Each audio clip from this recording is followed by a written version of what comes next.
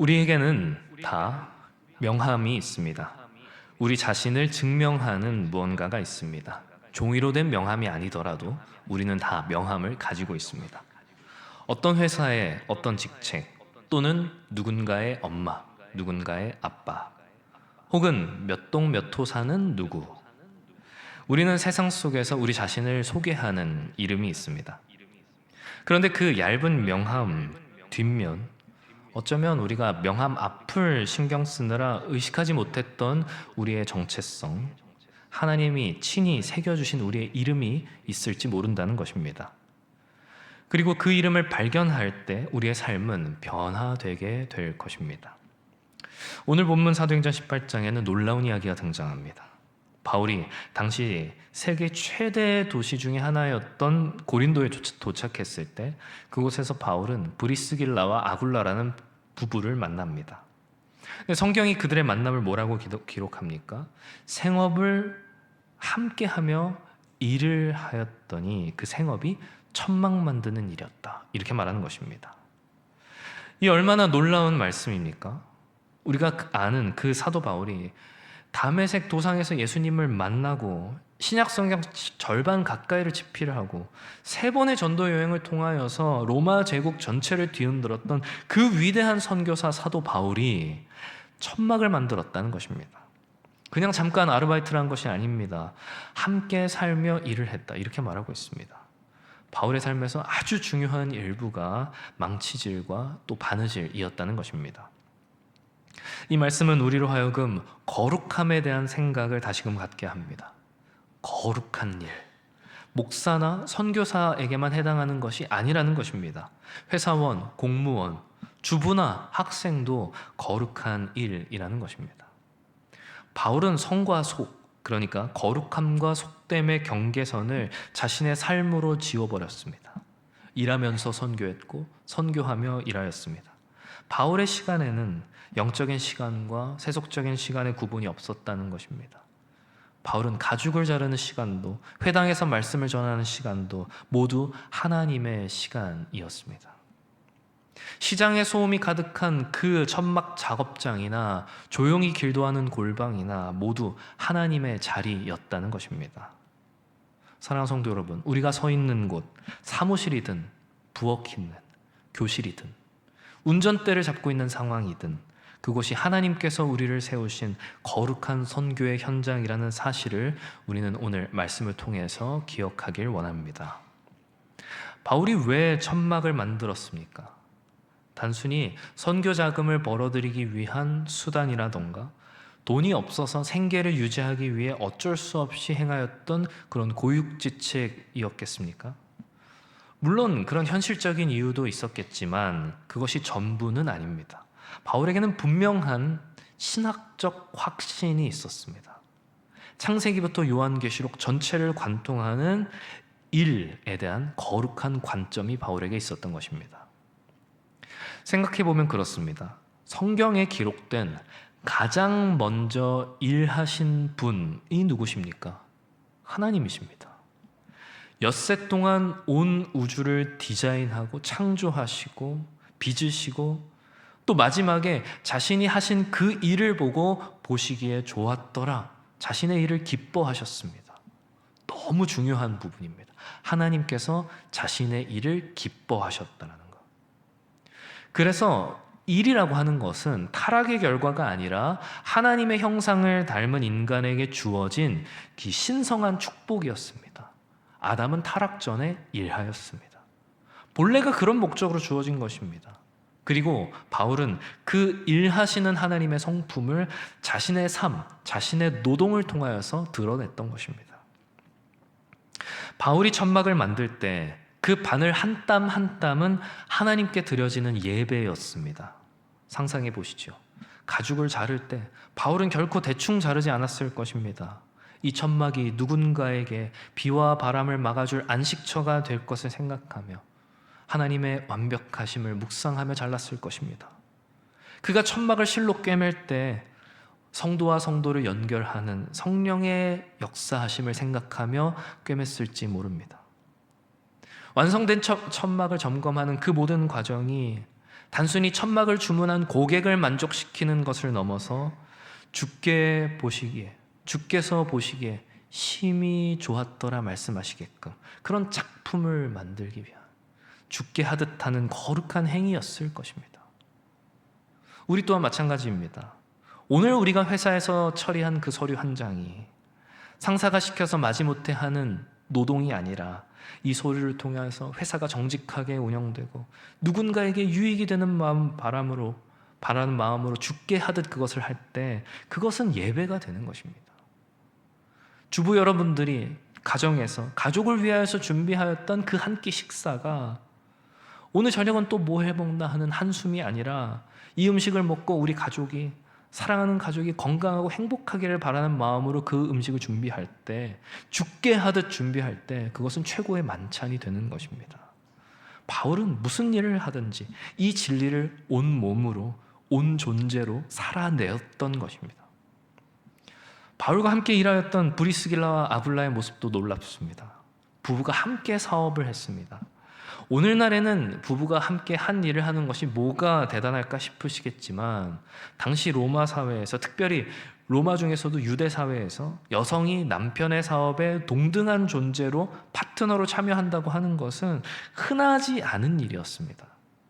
이것만으로도 이들 부부의 관계가 얼마나 건강한지를 보여주는 부분입니다.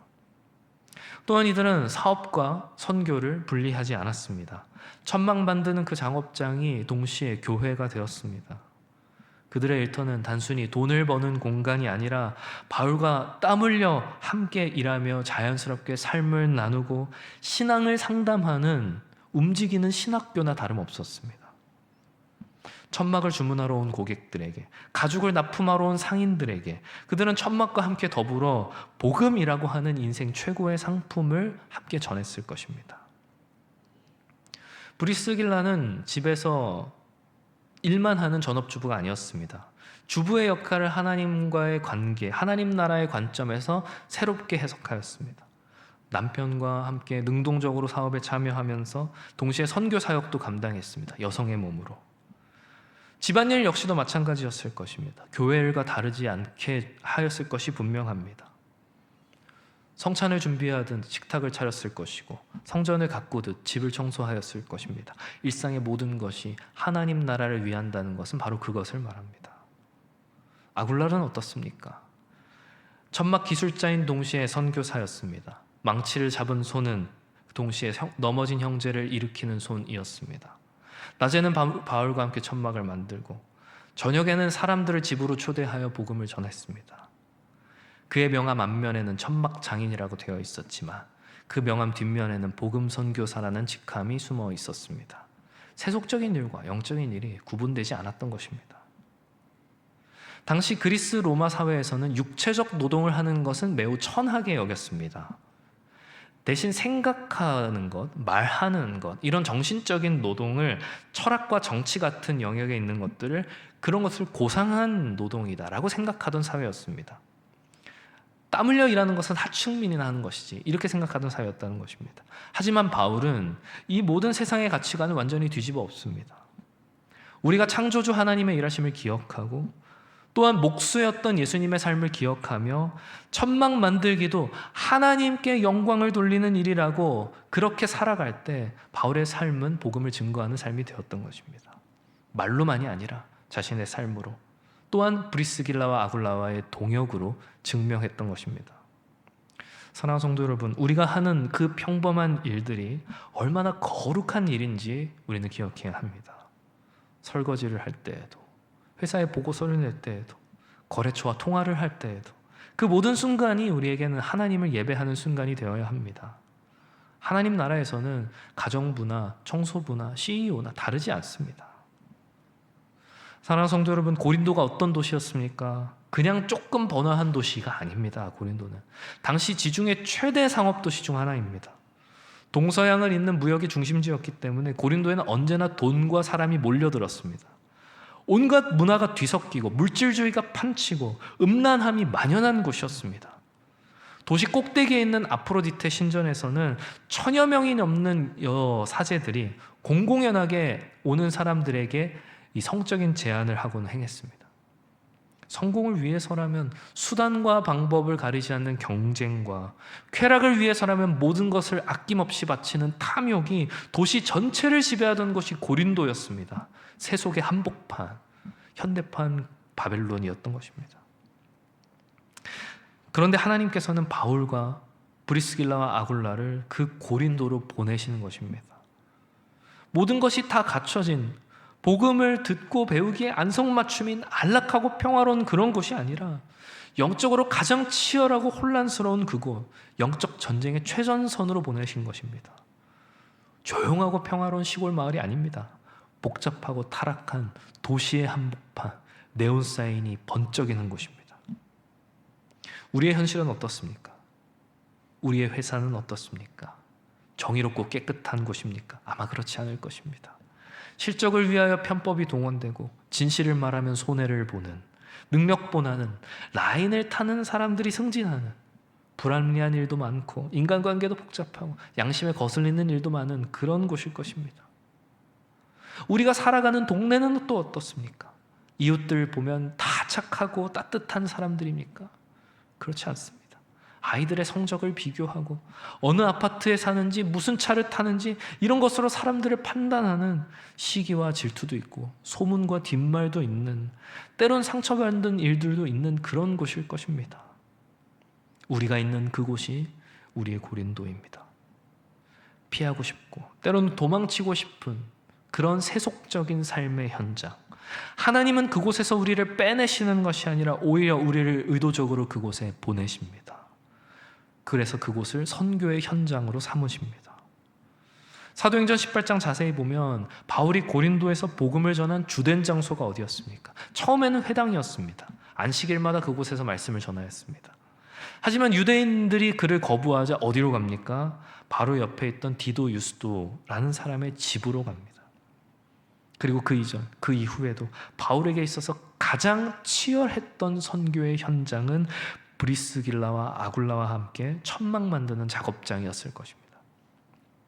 생각해 보시죠. 바울의 일터는 수많은 사람과의 자연스러운 만남의 장이었고 삶으로 복음을 보여주는 자리였으며 복음이 전해지는 선교의 현장이었다는 것입니다. 우리도 마찬가지입니다. 우리의 일터, 우리의 생활 터전에는 매일 수많은 사람들이 오고 갑니다. 우리는 수많은 사람들을 부딪힙니다.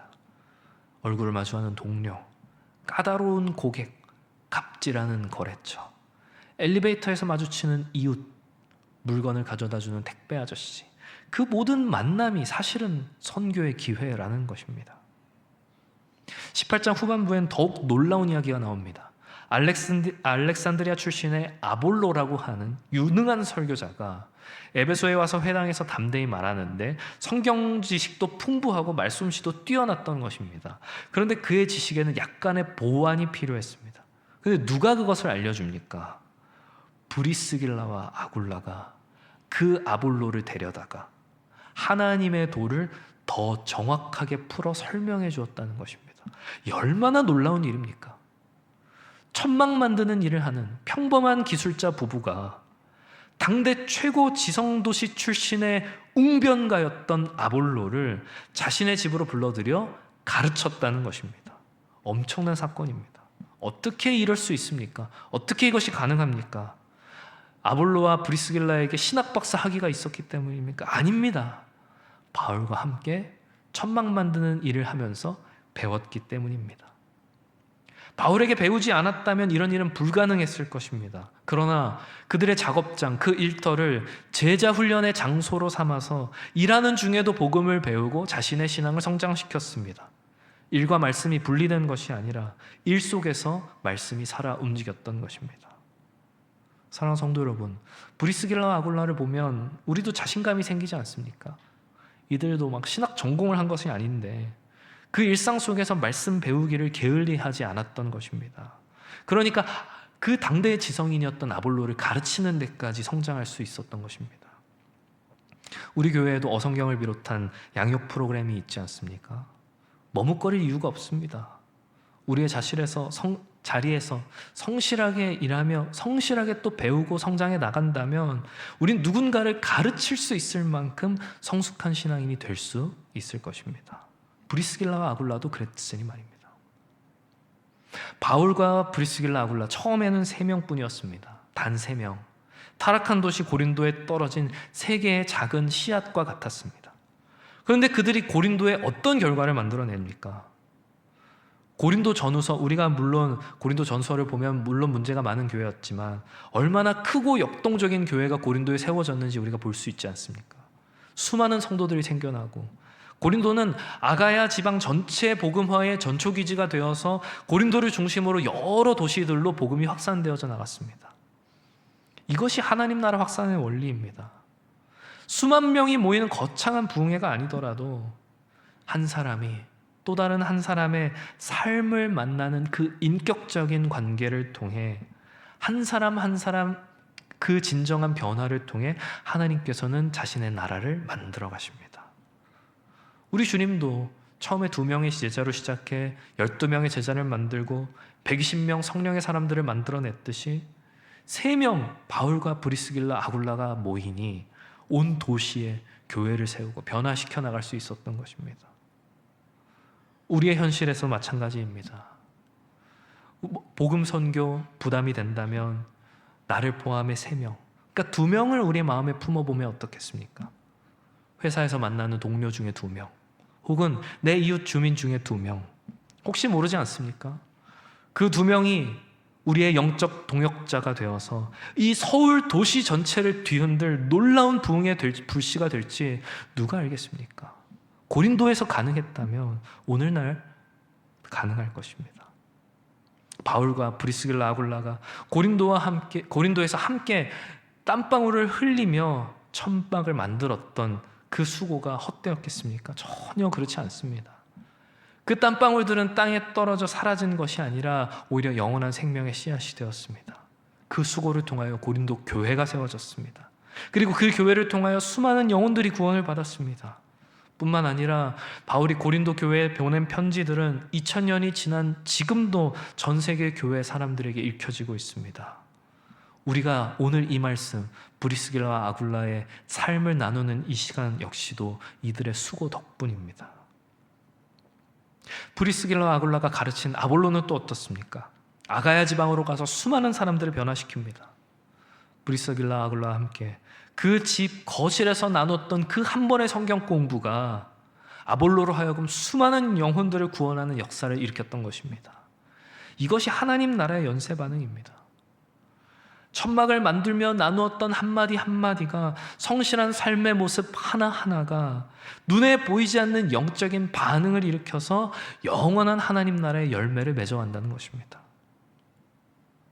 바울이 고린도전서 15장에서 부활의 영광을 장엄하게 설명한 뒤 뭐라고 이야기합니까? 주 안에서 너희의 수고가 헛되지 않다. 그 타락한 도시 고린도, 그 시끄러운 항구 도시 고린도에서 바울이 브리스길라와 아굴라와 함께 천막을 만들며 세웠던 교회입니다. 바울은 그래서 자신의 경험을 통해서 확신하는 것입니다.